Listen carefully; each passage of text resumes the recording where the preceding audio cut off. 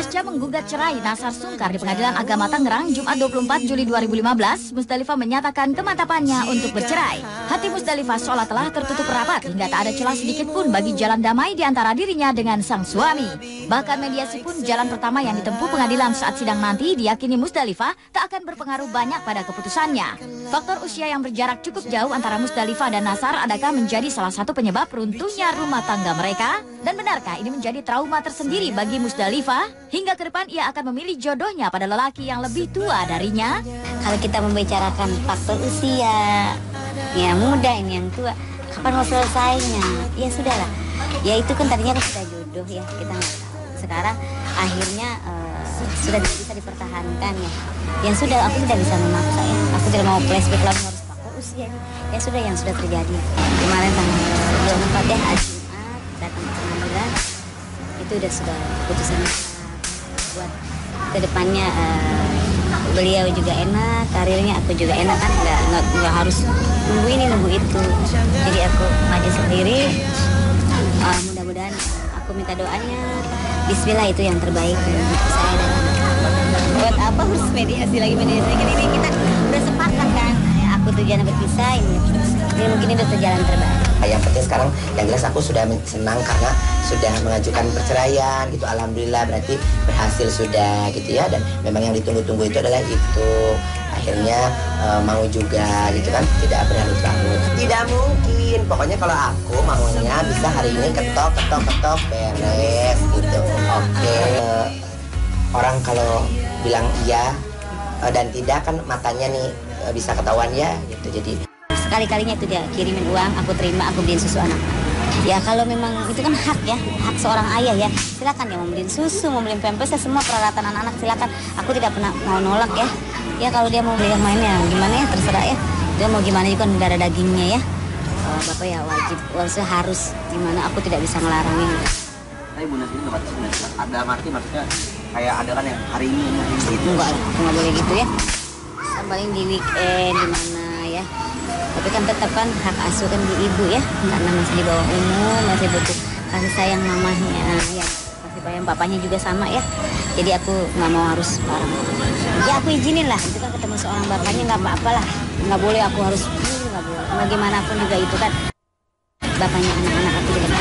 Yang penting kita tidak putus silaturahmi, saling hubungan antara mama dan bapaknya. Saya mau pakai ya udah ya. Kalau aku tidak akan memberikan pesan apa-apa, hanya seperti lagunya Krisdayanti.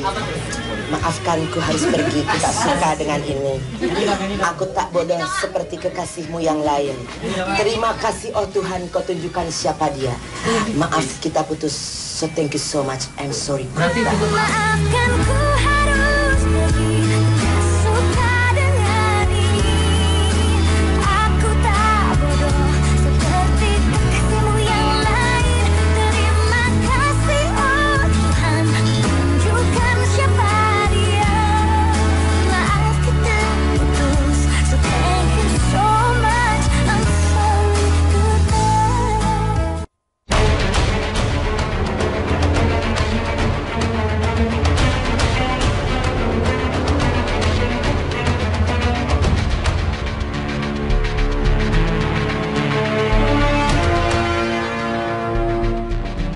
Pasca Musdalifah mendaftarkan gugatan cerai di Pengadilan Agama Tangerang, Banten, Jumat 24 Juli lalu, Nasar sang suami langsung menyambut dengan antusias keputusan tegas Musdalifah yang berani untuk mengakhiri pernikahan mereka secara resmi. Maka setelah proses awal dari rencana perceraian itu telah dilaksanakan, baik Musdalifah maupun Nasar kini hanya tinggal menunggu digelarnya sidang cerai perdana mereka. Sebelum pada akhirnya nanti pernikahan mereka secara resmi dinyatakan telah berakhir, sepenggal kisah menyeruak di antara mereka. Kisah itu adalah perjalanan cinta yang tumbuh dan bersemi di hati Nasar dan Musdalifah hingga pada akhirnya mereka menikah dan memiliki anak. Namun baru genap 3 tahun meniti mahligai rumah tangga, badai prahara mengoyak-oyak hubungan mereka hingga akhirnya menyeret Nasar dan Musdalifah berada di ujung perceraian. Inilah kisah cinta dan prahara rumah tangga Nasar Musdalifah yang berhasil dihimpun tim Insert Pagi.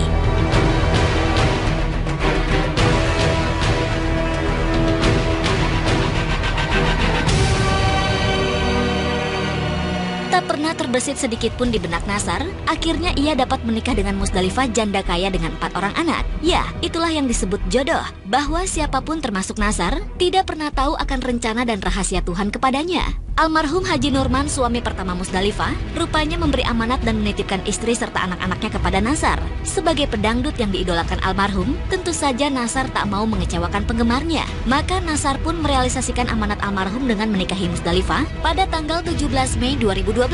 Lewat sebuah acara akad nikah yang digelar di sebuah masjid di kawasan Tangerang, Banten, Nasar resmi menikahi Musdalifah dengan mahar pernikahan seperangkat alat sholat dan sejumlah perhiasan. Pagi hari ini pagi yang menyenangkan dan pagi yang membahagiakan buat saya dan istri saya. Kalau kemarin saya bilangnya calon, tapi sekarang mungkin sudah istri sah. Dari kemarin mungkin saya tidak banyak bisa berkomentar karena takut inilah hari yang ditunggu-tunggu, hari yang menurut saya itu inilah sesuatu yang memang tidak bisa saya nggak bisa bicara. Pokoknya hari ini tuh dengan saya bisa sekali jalan mengucapkan ijab kabul itu sudah menjadi kalau ceritanya telur itu sudah pecah lah gitu. Tidak ada lagi yang tidak ada beban lagi, tidak ada lagi kerikil-kerikil yang mengganggu, tidak ada lagi hambatan, tidak ada lagi. Pokoknya hari ini I'm very very happy.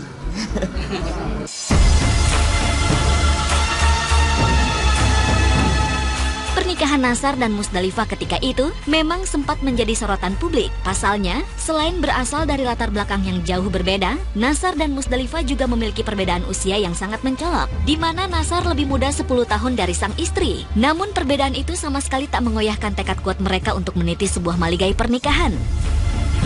Walaupun umur aku yang masih muda, aku sih harus, karena ini sudah dijalani oleh aku harus siap gitu. Banyak sih bapak yang masih muda dan bahkan yang masih di bawah aku juga ada gitu ya umurnya, yang sudah punya anak atau yang sudah menikah dengan yang lebih dewasa. Tapi aku di sini harus siap. Aku sama dia, aku terima dia walaupun orang bilang gimana aku terima dia. Aku tidak menilai, kembali lagi aku tidak menilai dia, status dia. Aku anggap aku bertemu seorang gadis, dan insya Allah aku siap menjadi seorang ayah yang bisa membimbing anak-anak dari dia, dan insya Allah nanti kalau aku dikasih anak juga aku bisa membimbing dengan baik, insya Allah.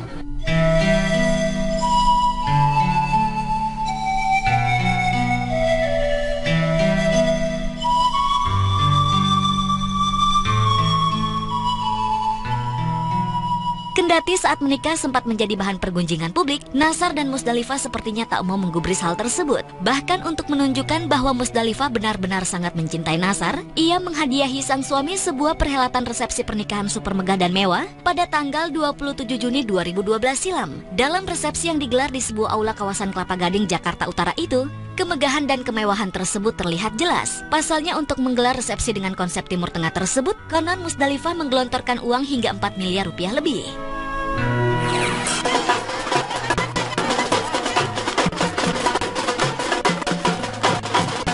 Meriahan pada malam hari ini kepada para undangan yang sudah hadir, saya minta tepuk tangannya yang sangat meriah. Totalitas yang begitu tinggi dari kedua mempelai untuk berbagi kebersamaan. Kepada hadirin sekalian, selamat datang di acara resepsi kami berdua, Nasar dan Musdalifah. Selamat menikmati.